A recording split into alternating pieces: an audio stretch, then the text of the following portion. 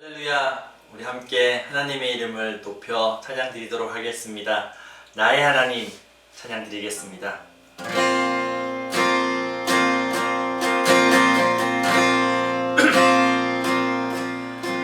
나의 사랑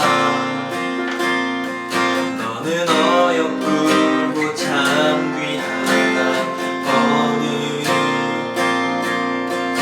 보석보다 귀하다. 내가 사랑스럽지 않은데 너를 온전히 사랑하고 너와 함께하여 내가 왔노라.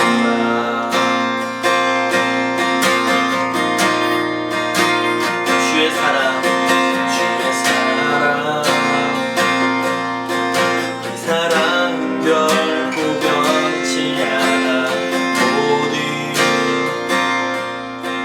계절 돌보시네. 푸른 마르고 꽃은 시드나 주의 말씀은 신실해. 실수가 없으신 주만 바라라.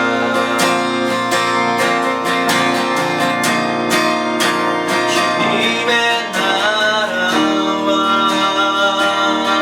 뜻이 나의 삶 속에 임하시며 주님 알기를 주만 보기를 소망해.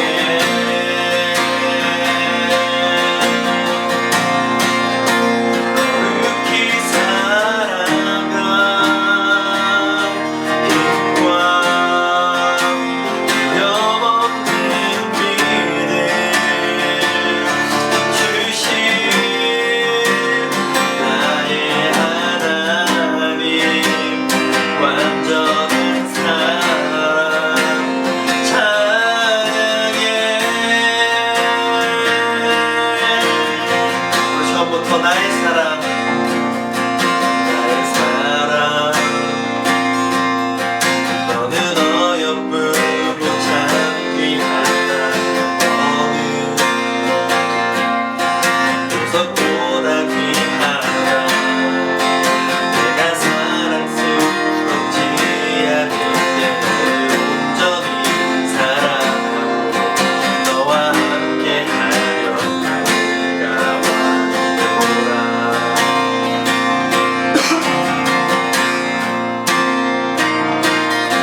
주의 사랑 사랑은 결코 변치 않아. 모든 계절 돌보시네. 푸른 마르고 꽃은 시리나 주의 말씀은 신실해. 실수가 없으신 주만 바라라.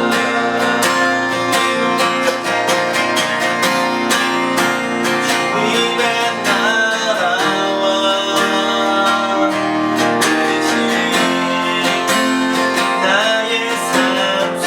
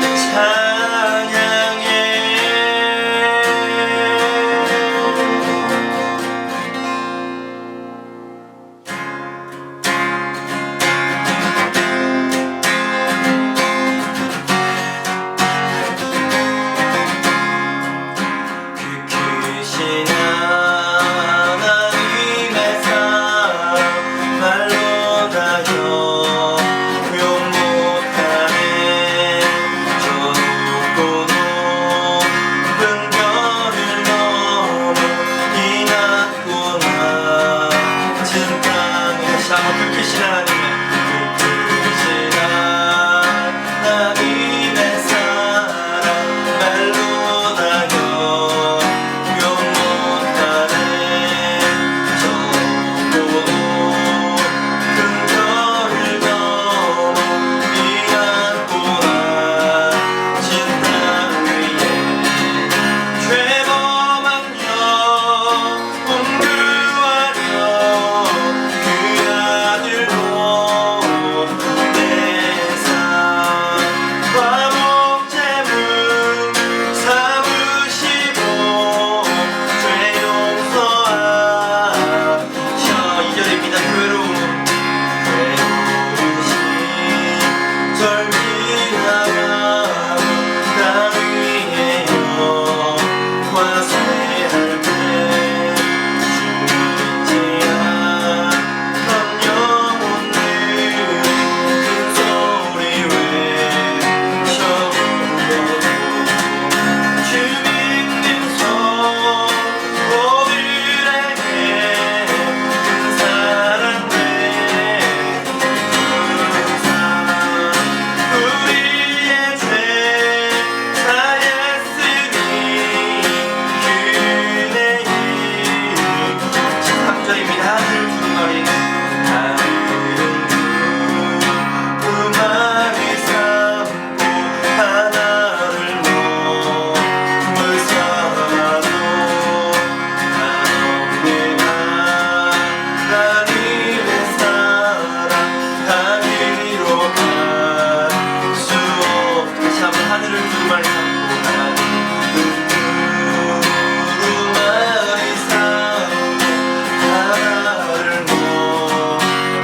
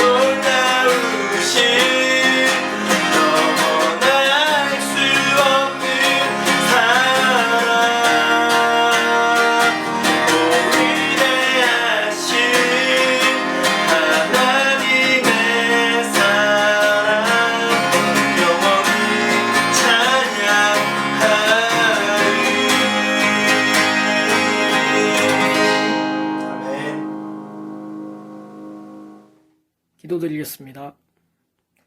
하나님 아버지 감사드립니다. 오늘 이렇게 영상으로 나와 예배드릴 수 있게 해주심에 감사드립니다.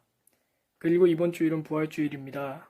예수님께서 이 세상의 죄를 짊어지시고 돌아가신 다음 죽음 가운데서 다시 부활하셨음을 믿고 다시 한 번 더 묵상하는 저희 학생부 되도록 도와주세요.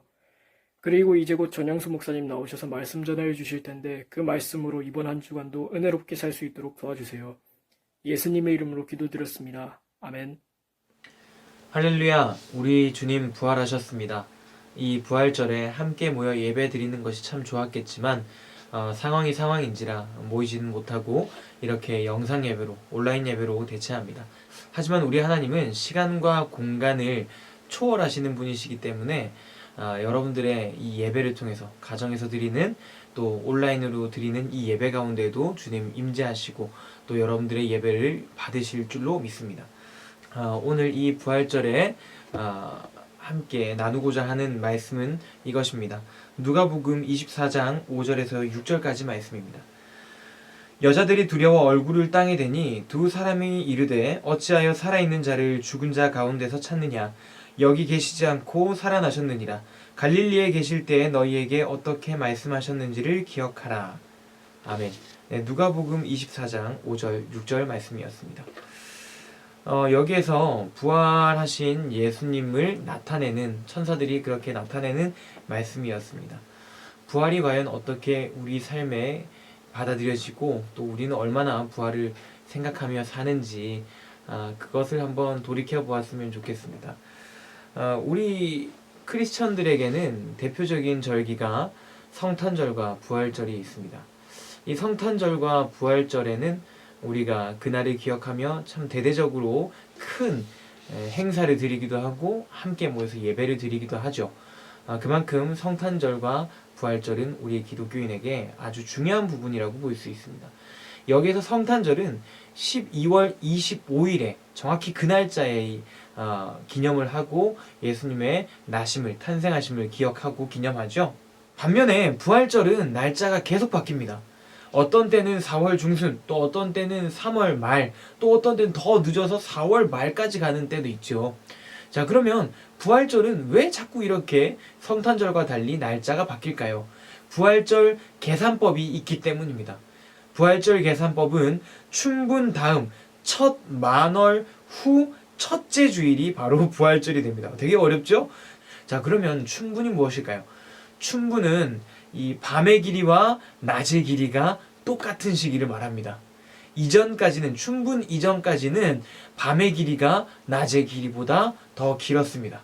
하지만 춘분을 기점으로 점점 더 낮의 길이가 밤의 길이보다 더 길어지게 됩니다. 이것은 어떤 상징적인 의미를 가질까요? 어둠은 사망을 의미할 수 있겠죠. 그리고 낮은 빛은 이 생명을 의미합니다. 그렇다면 빛이 어둠을 이긴다는 건 생명이 사망을 이긴다라는 의미로도 볼 수 있겠죠. 대충 감이 오시나요? 생명이 사망을 이겼다. 그 다음에 만월은 보름을 뜻합니다. 보름은 꽉 찼다라는 뜻이잖아요. 보름 후에 맞는 첫 번째 주일, 우리 그리스도인들이 지킨 안식일, 이걸 총 풀어서 의미를 내포해 본다면 이 빛이 어둠을 이기기 시작하는 때, 그러니까 생명이 사망을 이겼을 때, 그리고 보름 꽉 찬 그것이 그 기운이 꽉 찼을 때, 그 후에 맞는 첫 안식일, 첫 주일이 바로 우리가 부활절이라고 정해놓은 것이죠. 그런 의미를 부활절은 가지고 있는 것입니다. 그 주일이 바로 오늘 4월 12일인 것입니다. 크리스마스는 날짜가 픽스되어 있지만 부활절은 날짜가 계속적으로 변동되고 바뀝니다. 초대교회는 왜 부활절 날짜를 이 성탄절과 달리 픽스해 놓지 않았을까요? 고정시켜 놓지 않았을까요? 이렇게 헷갈리게. 지금도 헷갈리는데 옛날엔 더 헷갈렸겠죠? 그것은 부활을 날짜가 아닌 의미에 두기 위함임을 알 수 있습니다. 부활의 중점이 날짜가 아니라 그 의미에 중점을 두기 위해서 부활절에 이 날짜를 고정시키지 않고 춘분 다음 만월 후 첫째 주일이라고 이 부활절 날짜 계산법을 만들어 놓은 것이죠. 우리의 생일은 우리가 태어난 날이라서 특별한 의미가 생깁니다. 우리가 태어났기 때문에 생일이 의미가 생기는 것이죠. 반면에 부활절은 예수님이 부활하신 날이라서, 그날이 예수님이 부활하신 날이라서 의미가 생기는 게 아니라 예수님의 의미를 기억할 수 있는 가장 적정한 날이 바로 부활절로 지키고자 하는 것입니다.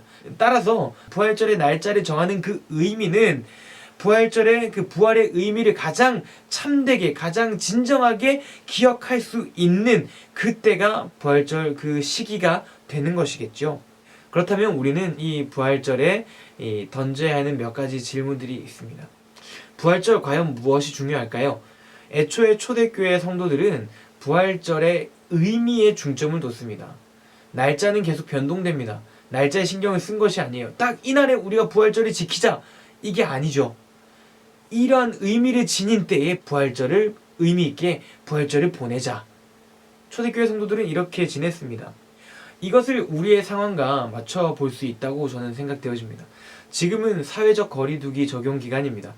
하필이면 이때 우리는 부활절을 맞이했습니다. 함께 공예배로 드리지 못하고 함께 모여 예배 드리지 못할 때 우리는 지금 부활절을 맞이한 것이죠. 이것 때문에 많은 그리스도인들이 지금 혼란을 겪고 있을 것입니다. 과연 사회적 거리두기를 해서 예배도 쉽사리 드리지 못하고 있는데 이때 부활절을 지키기 위해서 연합으로 모여야 하나? 아니면 지금처럼 가정예배를 드리거나 영상예배를 드려야 하나? 그리고 만약 우리가 이 가정예배를 드리고 이 온라인 예배를 드린다면 과연 이것은 우리의 믿음이 없다라는 의미일까?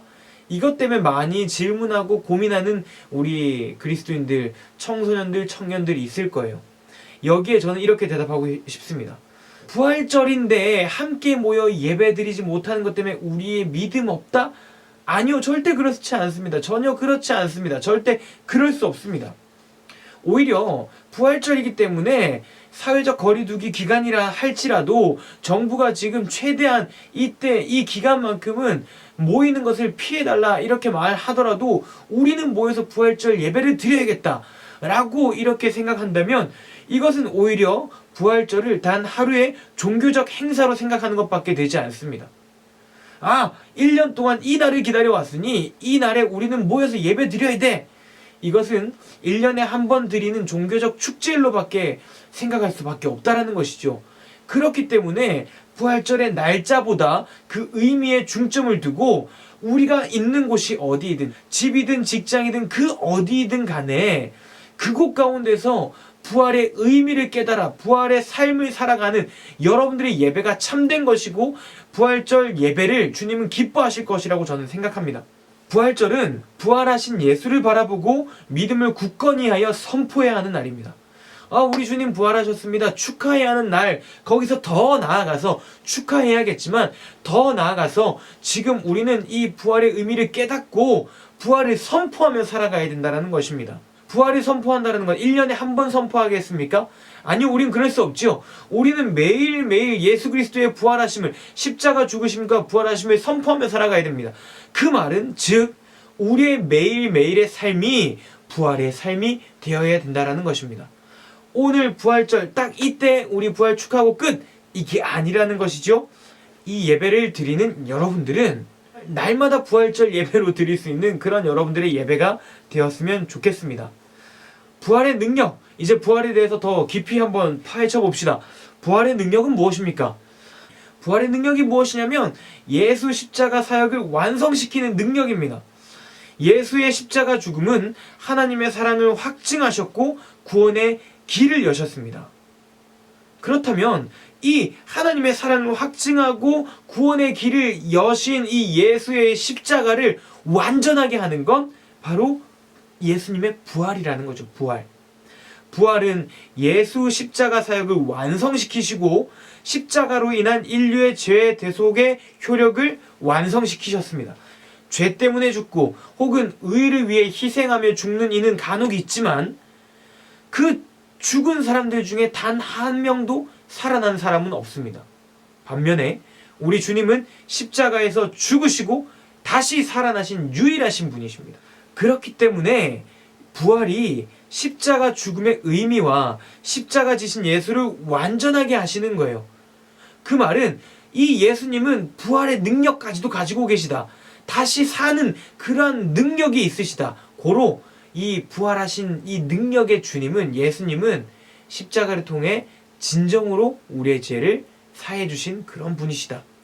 이러한 명제가 성립되는 것이죠.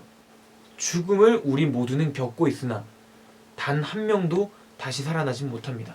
하지만 다시 살아난 사람은 예수 홀로 한 분밖에 없습니다.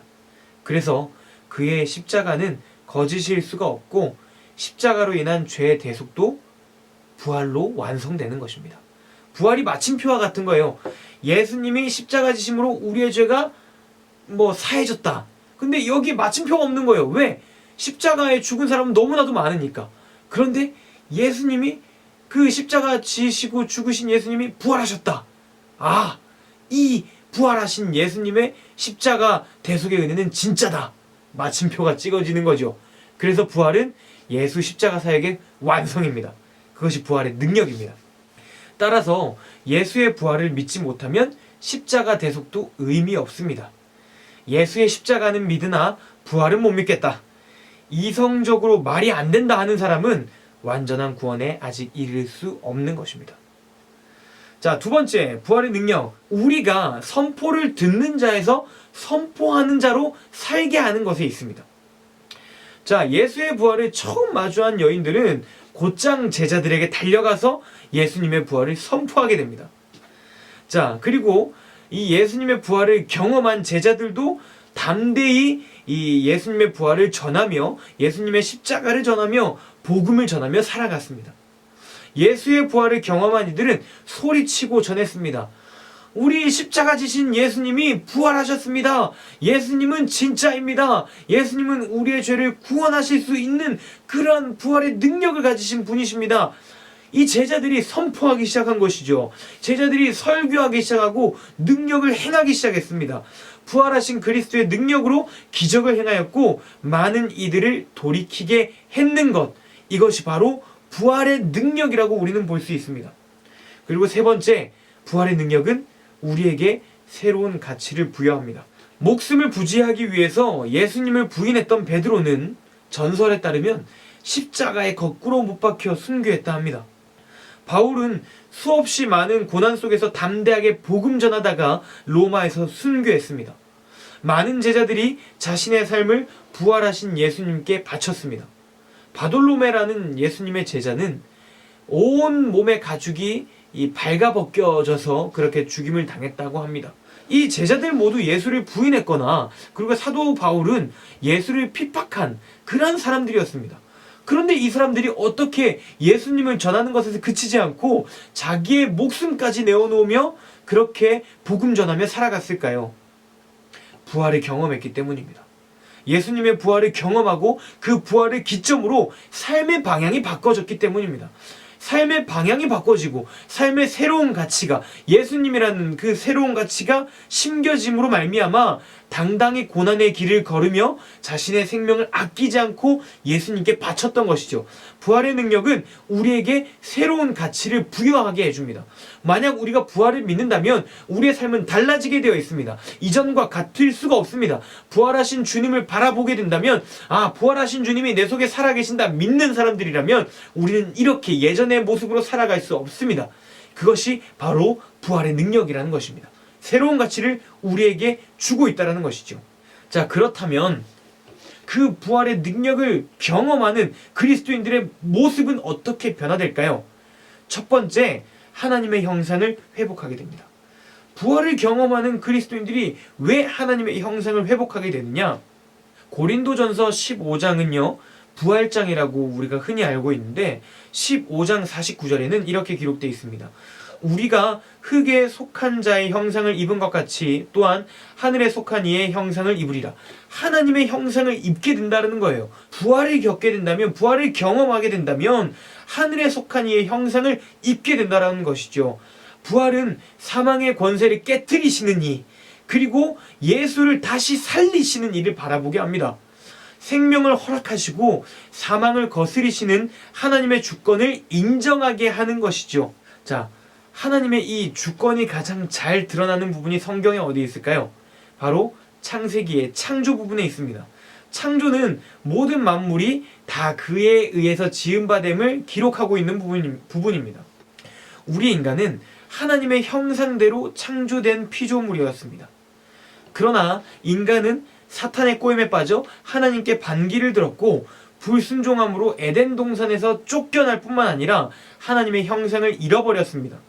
동산에서 쫓겨나자마자 가인은 살인을 했습니다. 하나님의 형상을 잃어버리고 죄의 굴레에 있던 우리 인간이 사망 가운데서 다시 살아나신 예수 그리스도를 믿는 순간, 부활을 믿는 순간 우리는 모든 만물을 주관하시는 하나님의 권능을 전심으로 인정하게 되고 그로 말미암아 하나님의 통치를 기뻐하며 하나님께 진정한 순종을 드리게 됩니다. 하나님께 순종함으로 말미암아 하나님의 형상을 회복하게 된다는 것이죠. 고린도후서 3장 18절엔 이렇게 기록됩니다. 우리가 다 수건을 벗은 얼굴로 거울을 보는 것 같이 주의 영광을 보매 그와 같은 형상으로 변화하여 영광에서 영광에 이르노니 곧 주의 영으로 말미암음이니라. 부활하신 주님의 영으로 말미암아 우리는 주의 영광을 보매 그와 같은 형상으로 변화한다. 잃어버린 우리의 하나님의 형상을 다시 회복하게 하는 것, 이것이 바로 부활을 경험하는 그리스도인들의 모습이 될 것입니다. 그리고 두 번째는 우리의 진정한 시민권이 하늘에 있음을 아는 것이 바로 부활을 경험하는 그리스도인들의 모습입니다. 예수 그리스도의 부활은 우리가 이 땅이 아닌 천국의 시민권이 있음을 알려줍니다. 빌립보서 3장 20절에서 21절 보면 그러나 우리의 시민권은 하늘에 있는지라 거기로부터 구원하는 자 곧 주 예수 그리스도를 기다리노니 그는 만물을 자기에게 복종하게 하실 수 있는 자의 역사로 우리의 낮은 몸을 자기 영광의 몸의 형체와 같이 변하게 하시리라. 자, 이것은 이 부활로 말미암아 새로운 우리 그리스도인들에게 새로운 시각의 지평을 열어주는 거예요. 베드로는 예수의 부활 이전엔 생명을 부지하게 바빴습니다. 생명을 지키고 싶었던 욕망이, 살고 싶었던 욕망이 컸던 거죠. 그래서 예수님을 부인하기까지 했습니다. 그러나 부활을 경험한 후에는 생명을 아끼지 않고 복음을 전했습니다. 이는 바울도 마찬가지입니다. 바울은 사도행전 20장 24절에 내가 달려갈 길과 주 예수께 받은 사명 곧 하나님의 은혜의 복음을 증언하는 일을 마치려 하면은 나의 생명조차 조금도 귀한 것으로 여기지 아니하노라. 이렇게 말하고 있습니다. 자, 우리의 시민권이 하늘에 있으니까 우리의 시선을 두어야 할 곳이 하늘에 있으니까 이제 땅의 것을 바라보지 않는다라는 것이죠. 베드로도 이 땅을 바라보면 자기의 생명을 지키기에 바빴어요. 자기 시선이 땅에 있으니까 내가 목숨을 부지해야겠다, 예수를 부인해야겠다 이렇게 얘기하고 예수님을 저주했어요. 그러나 우리의 시민권이 하늘에 있음을 알고 우리의 시선을 하늘에 두음으로 말미암아 베드로도 담대하게 예수를 전하며 거꾸로의 십자가에 못 박히며 그렇게 순교했던 거예요. 바울도 자기의 생명을 아끼지 않는 이유는 자기의 시민권이 하늘에 있음을 알았기 때문이죠. 그래서 그의 모습은, 그 그리스도인들의 모습은 담대히 복음을 전하며 목숨을 아끼지 않고 땅에 시선을 두지 않냐고 하늘에 시선을 두며 살아갔다라는 것을 우리는 알 수 있습니다. 자, 여러분들, 나그네는 속한 곳이 없어요. 이 땅이 목적지가 아닌 거죠. 그래서 이 땅에 시선을 둘 곳이 없습니다. 베드로전서 2장 11절은 이렇게 말합니다. 사랑하는 자들아, 거류민과 나그네 같은 너희를 권하노니 영혼을 거슬러 싸우는 육체의 정욕을 제어하라. 이 땅 가운데 사는 사람들은 육체의 정욕을 가지고 있어요. 하지만 나그네와 같은 우리는 이 땅 가운데 머물러서는 안 됩니다. 하늘을 바라봐야 되는 것이죠. 하늘을 바라보는 사람들은 육체의 정욕을 싸우고 이기는 그런 대상으로 바라봅니다. 이 땅에 두지 않습니다. 시선을 이 땅에 두지 않고 하늘에 두고 나는 하늘의 시민권을 가진 자야. 나그네와 같은 삶을 두고 있으니까 이 땅에 미련을 두지 않을 거야 라고 고백하는 사람들이에요. 베드로전서는 우리를 나그네로 보고 있는 거예요. 이 땅을 나그네로 살아가지만 이것은 이 땅을 경유할 뿐이지 잠깐 거쳐갈 뿐이지 목적지가 아니라는 것이죠. 우리의 최종 목적지는 바로 하나님 계신 하늘나라여야 된다라는 것입니다. 부활은 우리의 영안을 새롭게 합니다. 우선순위가 바뀌는 것이죠. 이 땅이 아니라 하늘의 것을 바라보는 것으로 우리의 우선순위가 바뀌게 됩니다. 여러분들, 여행과 집에서의 생활의 차이가 무엇인지 압니까? 여행은 결국 돌아갈 것을 기대하게 됩니다. 처음 여행 갈 때는 이 여행지에 가면 뭐 해야지 하지만 3일만 지나 보십시오. 집 생각납니다. 집에 가고 싶고 집에서 쉬고 싶고 자고 싶습니다. 언제 집에 돌아가나 그렇게 생각하게 됩니다. 이처럼 여행은 돌아갈 곳이 있다라는 전제를 갖고 있어요. 우리는 지금 이 땅을 여행하고 있는 거예요. 우리는 저 천국이 우리가 돌아가야 할 곳입니다. 부활은 바로 우리의 시민권이 하늘에 있음을, 우리의 시선을 하늘에 두어야 됨을 알려주고 있는 거예요. 부활하신 주님이 너희들과 함께 하시니 너희 역시도 부활할 것이고 저 하늘나라에서 하나님과 함께 동행하며 살아갈 것이다. 그러니 이 땅에 목숨 걸지 말아라. 자, 그리고 부활은 하나님의 권속이 되게 합니다. 그래서 하나님의 권속이 되는 우리는 그 그리스도인들의 모습은 바뀌어지게 되겠죠. 권속이라는 말 자체가 집안에 딸린 식구라고 하더라고요. 나는 하나님의 식구입니다. 그러니까 나는 이 땅을 살아가는 사람이지만 내 시민권은 하늘에 있습니다. 부활을 경험한 사람들의 모습은 바로 이러한 모습입니다. 우리가 어떻게 하나님의 권속이 됩니까? 라고 질문할 수 있어요. 하지만 성경은 이렇게 되어 있습니다.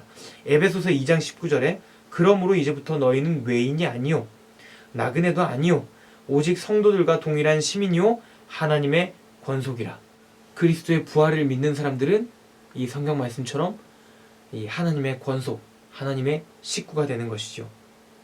그 식구가 된 삶, 그 삶은 결코 이 땅에 미련을 두지 않습니다. 그것이 바로 부활을 경험한 그리스도인들의 모습입니다. 자, 그러면 어떻게 부활의 능력을 체험하며 살 수 있겠습니까? 부활의 능력을 체험하며 사는 방법은 예수 그리스도의 부활을 믿는 것이에요. 의심하지 않고 믿는 것입니다. 그리스도의 말씀을 이 땅 가운데서 지키며 제자로서의 삶을 살아내는 것입니다. 그 제자로서의 삶을 살아내기 위해서는 어떻게 해야 합니까? 죄에 굴복하지 마십시오. 예수 그리스도의 대속의 은혜를 철저히 믿으십시오. 죄를 짓는다 할지라도 더 철저히 용서하심을 구하고 믿으며 회개하며 무릎을 꿇으십시오. 예수님의 말씀을 따라 살아가야 됩니다. 높아지려 하지 말고 우리에게 주어진 십자가를 지고 낮아지고 섬기는 자가 되어야 합니다. 세상 속에 여러분들의 모습을 통해 예수님의 모습을 구체적으로 드러내야 합니다. 제자들과 부활을 처음 목격한 여인들이 바로 그러했습니다. 삶 속에서 그리스도를 보이는 자가 부활의 능력으로 사는 사람입니다. 이것이 우리 마음속에 이루어지는 예수 그리스도의 내주하심입니다. 예수 그리스도께서 우리 가운데 살고 계시다라는 뜻입니다. 예수 그리스도의 생애는 이 세상 가운데서 아직 끝난 것이 아니십니다. 죽으시고 부활하시고 승천하심으로 끝난 것이 아니라 예수 그리스도의 생애는 우리의 이 마음 가운데 내주하심으로 여전히 계속되고 있다는 것이에요. 예수 그리스도의 생애는 여전히 그리스도를 따르는 이들 마음 가운데서 계속 살아가고 계십니다. 갈라디아서 2장 20절 내가 그리스도와 함께 십자가에 못 박혔나니 그런즉 이제는 내가 사는 것이 아니요 오직 내 안에 그리스도께서 사시는 것이라. 이제 내가 육체 가운데 사는 것은 나를 사랑하사 나를 위하여 자기 자신을 버리신 하나님의 아들을 믿는 믿음 안에서 사는 것이라. 아멘. 자, 예수 그리스도를 믿는 이 믿음 가운데서 사는 것, 내가 사는 것이 아니라 그리스도께서 내 안에 사심으로 말미암아 믿음으로 살아내는 것, 이것이 바로 부활의 능력을 체험하며 살아가는 사람들의 모습일 수밖에 없습니다. 사랑하는 우리 양포교 여러분, 예수님을 따라 이 세상을 살아갈 때 여러분과 내주하시는 예수님으로 인해 부활의 능력을 체험하며 이 세상을 승리하며 살아가게 될 줄로 믿습니다. 예수 그리스도의 부활을 믿고 의지함으로 살아가십시오. 그리스도의 말씀을 이 땅 가운데 지켜내며 제자로서 살아가십시오. 그러므로 말미암아 우리의 많은 제자들과 같이 그리스도의 부활을 증언하며 우리의 시민권이 땅이 아니오 하늘에 있음을 바라보며 시민권이 하늘에 있는 사람처럼 이 우리의 소망이 하늘에 있는 사람처럼 살아가서 정말 우리의 삶이 부끄러움 없는 삶으로 늘 부활을 경험하는 삶으로 그렇게 부활을 자랑하는 삶으로 살아갈 수 있는 우리 모든 사람들 될 수 있기를 축복합니다. 기도하겠습니다. 하나님 감사합니다. 우리는 이 부활절에 부활의 참된 의미가 날짜를 지키는 것이 아니오 부활하신 주님을 바라보며 그 부활의 참된 의미를 지키는 것에 있음을 깨닫게 됩니다. 주님, 부활하신 주님은 우리의 인생을 구원하셨고 또 우리 가운데 하나님의 형상을 회복시키시고 우리의 시민권이 하늘에 있음을 알려주십니다. 그 주님을 믿사오매 우리의 시민권이 하늘에 있음을 믿으며 하나님의 형상을 회복하며 하나님의 형상대로 예수님을 따라 이 세상을 살아갈 수 있는 우리 모든 이들 되게 하여 주시옵소서. 감사드리고 예수님 이름으로 기도드립니다. 아멘. 하늘에 계신 우리 아버지, 아버지의 이름을 거룩하게 하시며 아버지의 나라가 오게 하시며 아버지의 뜻이 하늘에서와 같이 땅에서도 이루어지게 하소서. 오늘 우리에게 일용할 양식을 주시고 우리가 우리에게 잘못한 사람을 용서하여 준 것 같이 우리의 죄를 용서하여 주시고 우리를 시험에 빠지지 않게 하시고 악에서 구하소서. 나라와 권능과 영광이 영원히 아버지의 것입니다. 아멘.